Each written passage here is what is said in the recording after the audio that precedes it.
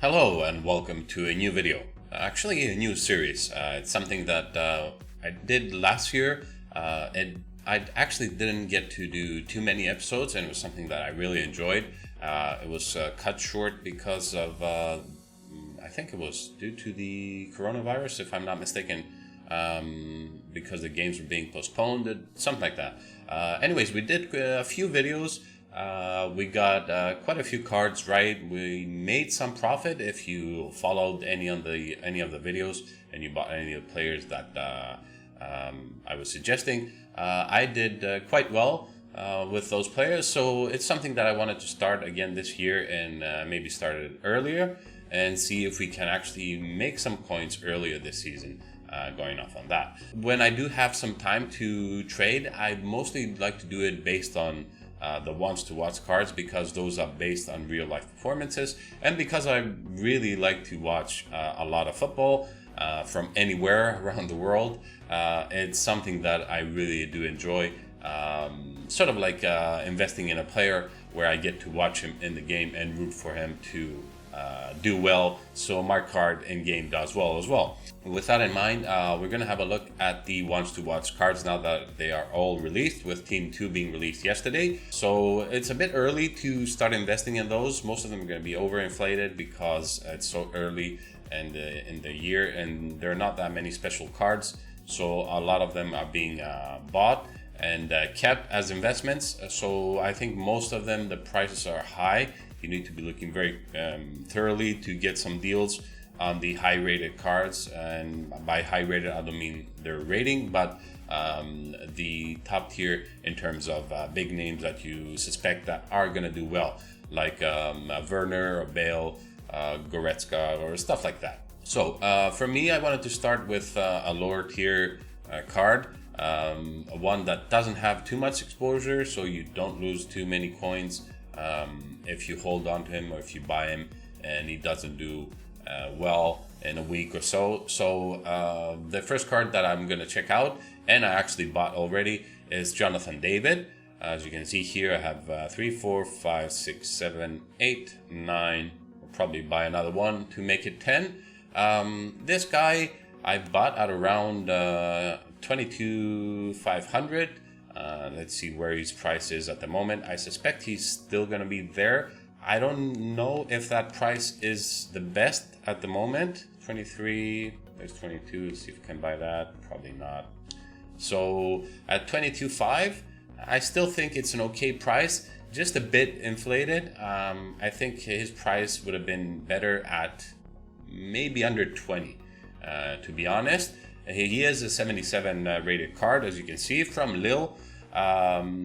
Joined this year, I believe, in the summer, or in the winter transfer, I want to say, from what was it? Is it Club Bruges? No, actually Genk. So he joined from that club. He's only 20 years old, as you can see, born 1401-2000. He is a fantastic player. He's played this year in all games for Lille, 6 games as a starter. He hasn't scored, he hasn't assisted, he's not been doing that well this year. His last season for Genk, he was amazing. He scored somewhere like 24 goals and 10 assists. So he's been amazing. That's why he was on the radar for many of the top Premier League teams like Chelsea and Tottenham, and many teams that wanted to pick him up. But I think he decided, and I think it was a smart move, to go to Lille, because Lille is a team that is known for developing young players. As you maybe remember from like recent signings that they did, like Nicolas Pepe to Arsenal, Rafael Leao to Milan, Bissouma to Brighton, I believe, Sofiane Boufal as well to the Prem. So they've been developing some very good talent there. Osimhen to Napoli as well. Some very good talent as they develop as young players, and then they sell off. So I think it's a good point for Jonathan David, because I think this guy has really good potential. If you watched him play, not this year, last year in the Belgian league, this guy is fantastic. So on this card, what we have 5'10", high, not the best there in work rates for an attacker, but In real life, he plays more of a central attacking midfielder or a center forward, not really as a striker. So that's why maybe the high there. A right-footed with 3-star skills and a 5-star weak foot. So good pace on this base card, or right shooting at 76. Passing is okay, actually. As you see, short pass, long pass, and vision is all right. Good dribbling with agility, balance, reactions, ball control.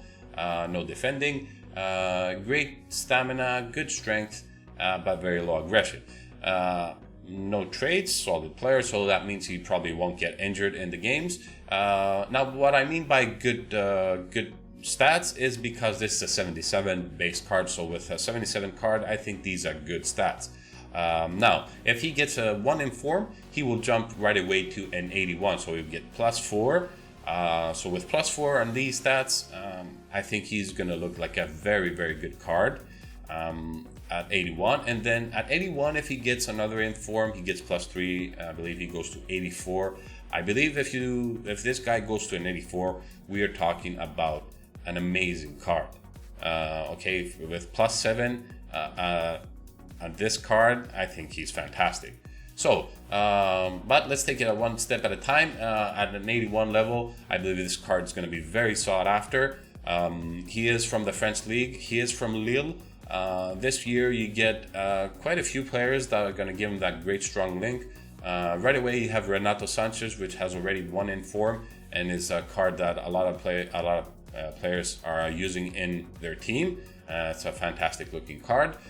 We also have Jonathan Ikone, which had a very nice Future Star card, I want to say, last year.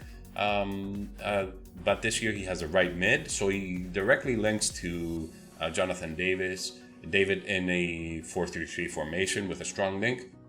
Also on the other side, on the left wing, we have Bamba, which is another great winger with a lot of pace and good shooting and some decent stats. So either one of those guys get like an inform, then the link there is going to be amazing. Also, you get a lot of soft links with great Ligue 1 cards that everybody's using, like Mbappe's and Neymar's and Ben Yedder's and stuff like that, and a lot of other decent cards. But in general, Lille has also a few other decent looking gold cards that, if they get 1 in form, are going to be great strong links to this guy. Also, with the Canadian flag, you can get a hyperlink to Davis as a left back, and then hybrid from a Bundesliga team to a Ligue 1 team or something like that. Basically, I want to invest in this card because of what I've seen this guy do last year in the Belgian league, and because this year in 6 games he's been starting all the games, but he's been a bit disappointing so far. He hasn't played up to his level. He hasn't produced anything, which for me, it's kind of something that you expect with a guy this young, especially going to a new league. Maybe not for that many matches, maybe for the first few matches. So the drought has extended to 6 games now, which I think is going to be, too much for him. And I think he's going to start scoring some goals. So his next game is going to be tomorrow on Sunday, which is going to be Lille against Lens, which is the Ligue du Nord, or the Northern Derby in Ligue 1. It's a traditional derby there, and with Lille doing fantastic at the moment in 6 games, 4 wins and 2 draws, and Lens as well doing very good in 6 games. I believe they're maybe tied in points with 4 games and 2 draws as well, something like that. Lille does look to have the much better team to win this game. They're also playing at home. Not that home or away games matter that much this year without the fans providing the home advantage, but it's still something. After that, we have a midweek game with I think is going to be Europa League for Lille, and then next Sunday is going to be another tough game for Lille at home with Lyon, which is going to be another great game.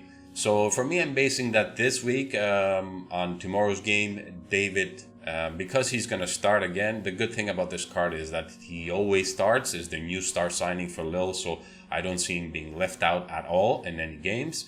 So I think he eventually will start scoring some goals, and hopefully it's going to be by tomorrow. And like I said, if this guy gets one in form, he goes to 81, it's going to be looking like a fantastic card. And I think his price is going to jump a lot, and we can make some good profit with that. For me personally, if he doesn't get an inform tomorrow, I probably am going to keep him for another week at least and see how he performs. And if not, maybe I will give him away. But I think this is a very good investment. Once this guy starts playing the football that he can play, I think he's going to be unstoppable. So this is a good investment for now. So for this first video, we're only going to look at this guy because, like I said, I looked at other cards. Some of them are a bit too expensive. I wanted to look at a card that most of you could be able to potentially invest in, maybe just one of him at least. So this guy at 22k, anywhere you can find this card for 22 and under, I think it's a good buy for the moment. You can invest in him, and even if he doesn't get an inform, I don't see him losing too much in value. So you can potentially relist him after Sunday if he doesn't do anything and not lose that many coins. So this is going to be it for this first video. Leave a like if you enjoyed it, subscribe, and I'll see you in the next one.